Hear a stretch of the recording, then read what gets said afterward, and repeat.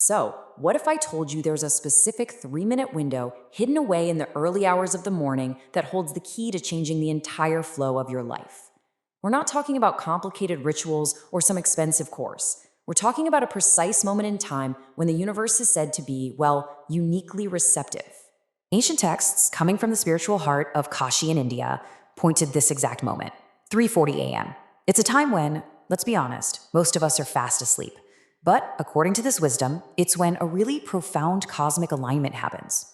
And the practice itself, the whole thing, it takes just 3 minutes. Yep, that's it. That's actually less time than it takes to make your morning coffee. But these 3 minutes are described as maybe the most powerful window of the entire day.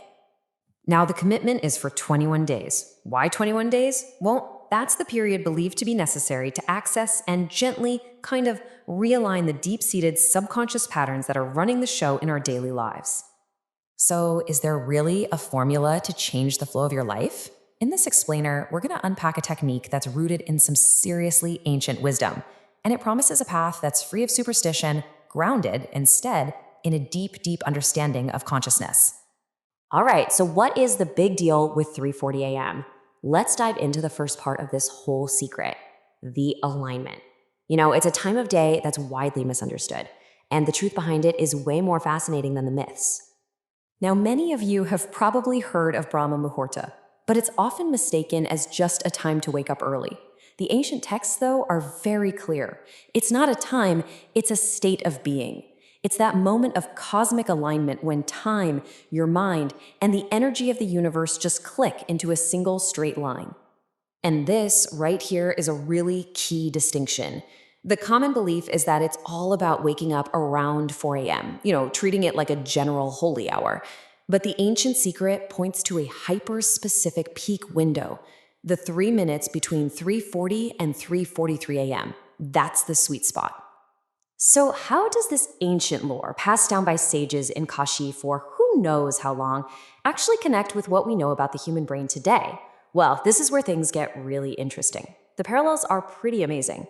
For centuries, mystics and yogis would literally wait for this specific 3-minute window. They called it the moment when the third eye's door opens, a kind of portal to a higher state of consciousness. And get this. What does modern science call the physical part of our brain that corresponds to this mystical third eye? The pineal gland. And it's at this exact time of day that scientists believe this gland, the one linked to intuition and deep clarity, is at its absolute maximum sensitivity. You see, these ancient practitioners weren't just guessing. They knew this through direct experience. They described a state of mind that was just supremely receptive, where the subconscious was open and, you could say, pliable.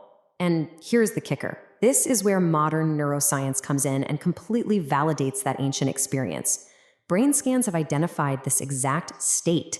It's a unique blend of theta and gamma brainwaves, the precise frequency where our subconscious mind is most open to new information, to new programming. The wisdom was always there. We just have new tools to see it. Okay, so let's get into the actual formula, the practical 4-step technique that you could start as early as tomorrow morning. The real power of this process is just how simple it is. At 3:40 a.m., you sit with a straight spine. For the first minute, you just watch your breath. Don't force it, just feel it. For the second minute, you focus on the void, that silent, still point in your mind. This is described as the essence of Shiva, pure, formless potential where everything comes from. And then, in that final minute, you don't visualize what you want. You simply feel the profound possibility that it can exist. No chanting, no complex visualizations, just 3 minutes of alignment. That's it.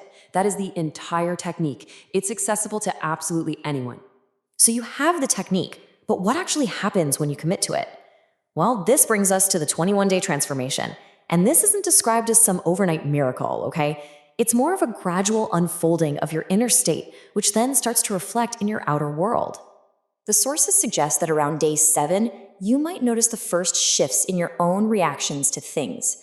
By day 14, that shift starts to ripple outwards, and you might find people starting to respond to you differently.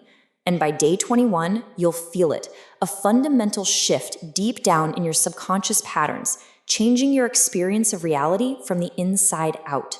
And this introduces a really profound shift in thinking. The so-called law of attraction, well, it isn't really about asking the universe for stuff. It's a law of becoming the person for whom those things are just a natural reality. And this 3-minute practice, it's your opportunity to become.